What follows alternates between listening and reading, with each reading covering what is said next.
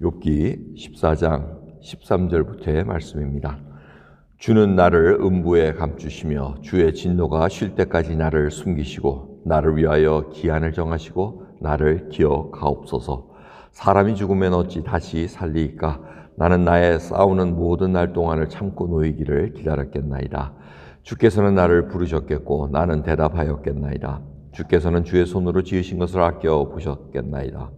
그라운데 이제 주께서 나의 걸음을 세시오니 나의 죄를 살피지 아니하시나이까? 내 허물을 주머니에 봉하시고 내 죄악을 싸매시나이다.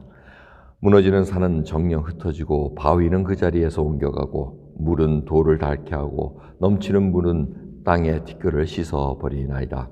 이와 같이 주께서는 사람의 소망을 끊으시나이다. 주께서 사람을 영영히 이기셔서 떠나게 하시며 그의 얼굴빛을 변하게 하시고 쫓아보내시오니 그 아들이 존귀하나 그가 알지 못하며 비천하나 그가 깨닫지 못하나이다. 오직 자기의 살이 아프고 자기의 마음이 슬플 뿐이니이다. 아멘. 오늘 이제 욥이 자기의 그 상황을 또 하나님께 토로하면서 살펴달라고 얘기합니다.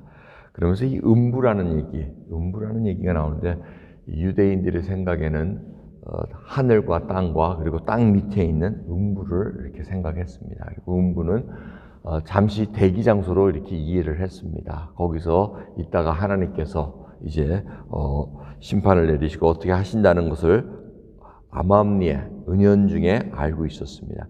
그러니까 부활의 소망을 갖고 있던 건 아니었습니다. 확실한 소망은 없었는데 어렴풋이 알고 있었습니다. 그래서 보시면은 14절을 보시면 사람이 죽으면 어찌 다시 살리까 하고 이렇게 얘기합니다. 근데 다른 번역서에는 다시 살리다 하고 이렇게 번역이 되어 있습니다. 그 얘기는 욥이 부활할 소망을 갖고 있었다는 그 테두리 안에서 지금 생각할 때는 다시 살리다 하고 이렇게 번역을 합니다. 저희들이 생각할 때는 욥이 아무래도 죽음으로 끝나는 것이 아니라 이 유대교 사상이 하면 죽음으로 끝나는 것이 아니고 그 후에 하나님께서 뭔가를 이루실 거라는 그런 은연한 생각이 있었다는 것을 우리가 알 수가 있습니다. 그러기에 욥은 이 만약 죽음으로 끝나면 자기가 정말 극단적인 선택을 했겠죠. 하지만 그게 아니라는 얘기죠. 이 생명이 주신 것도 하나님이시기에 내가 함부로 해야 할 수가 없고 그 다음에 하나님께서 그 끝에 다시 뭔가가 있다는 것을 알기에 지금 욥이 하소연을 하는 겁니다. 하나님, 정말 죄악을 가지고는 하나님 앞에 쓸 수가 없는 연약한 자입니다.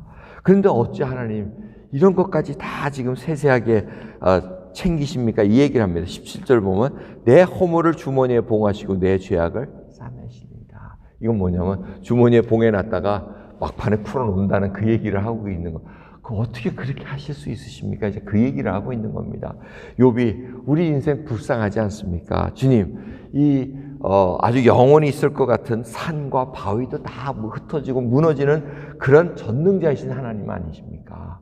그런데 어찌 이렇게 연약한 나의 그 허물, 그 연약한 허물까지 다 챙겨가지고 나에게 이렇게 징계를 주십니까? 이제 그 얘기를 하고 있는 억울하다는 얘기입니다. 결국은. 그러니 나중에 또 내일부터는 친구들이 들으면 이 경거망동한 말을 하는 이 친구야 하면서 또 공격하는 겁니다. 왜? 욥을 얘기를 가만히 들으면은 이 죄가 없다는 얘기거든요. 하나님 앞에 지금 억울하니까 지금 호소하는데 네가 죄가 있으니까 지금 이런 징계를 받는 거 아니냐. 이제 그 얘기를 계속 하고 있습니다. 자, 이렇게 보면은 죽음이라는 것, 이 세상에 생명이 있는 동안 그게 볼 수 있는 게 있는 거지. 그게 끊어지면은 나중에 이 욥이 또 얘기하지 않습니까? 21절 보면 그 아들이 존귀하나 알지 못하고 비천하나 그가 깨닫지 못하나이다. 자기 죽으면은 자기 자자손손이 어떻게 되는지 전혀 알 수가 없는 그런 상황이라는 것을 고백한다는 겁니다. 자, 이런 말씀을 보면서 우리가 생각해야 될 것은 욥은 그냥 막연히 죽음 후에 뭐가 다른 게 있지 않을까라는 생각이지만 저희들은 어떻습니까? 지금 이 욥에게 부족했던 것은 예수 그리스도의 부활의 그 사실을 몰랐다는 겁니다. 예수님께서 오셔가지고 죽으시고 부활하시고 승천하시고 다시 오시고 이제 그 부활하신 이유가 바로 우리에게 부활의 생명을 주시기 위함이라는 것을 우리는 알고 있기 때문에 확신에 거한다는 겁니다. 여러분 예수 그리스도를 믿으면서 죽은 후에 어떻게 되지?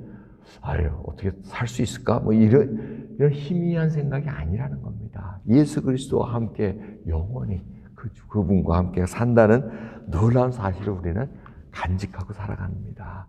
그러기에 예수 그리스도의 말씀을 듣고 오늘 새벽에 찬송 드린 것처럼 주의 말씀을 듣고 준행하는 자는 반석 위에 자기 집 짓는 겁니다.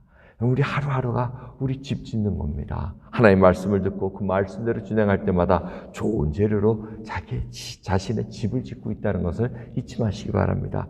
자기 집 짓는 사람, 누가 나쁜 재료, 무너질 지푸라기나 이런 걸 가지고 재료 가지고 쓰는 사람 어디 있겠습니까? 다 어떻게 쓰니 좋은 재료 써가지고 튼튼하게 만들고자 하는 것이 세상에 살 때 집을 짓는 방법인데, 하물며 이젠 영원히 거할 하나님을 만날 그 처소 속에 우리들이 거할 때 정말 건강한 재료로 하나님 앞에 쓰지 원하지 않으시겠습니까? 그러기에 여러분 정말 주님 앞에 우리는 부활의 소망을 갖고 있습니다. 다시 삽니다. 그리고 이 몸도 영원한 몸으로 변해서 주님과 영원히 살기 위해서 하루하루 말씀대로 순종하며 그 말씀을 준행하는 자들입니다.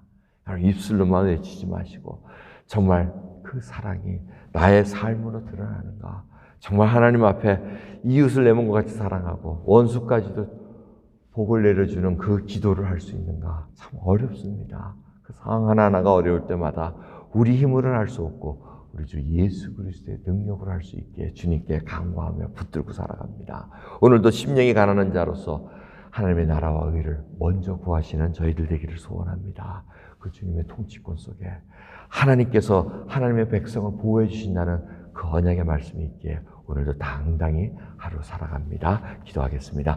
하나님 감사합니다. 오늘도 주님 앞에 무슨 일이 놓여 있는지 모르겠습니다. 하지만 저희는 모르오나 하나님은 아십니다. 하나님께서 인도해 주시고 붙들어 주셔서 저희들에게 분별할 수 있는 능력도 부어주시고 지혜롭게 말할 그 능력도 부어주셔서 주님 예수 그리스도를 온전히 전할 수 있고 보여드릴 수 있는 귀한 삶으로 인도해 주시옵소서. 감사드리며 우리 예수 그리스도의 이름으로 기도드리옵나이다. 아멘.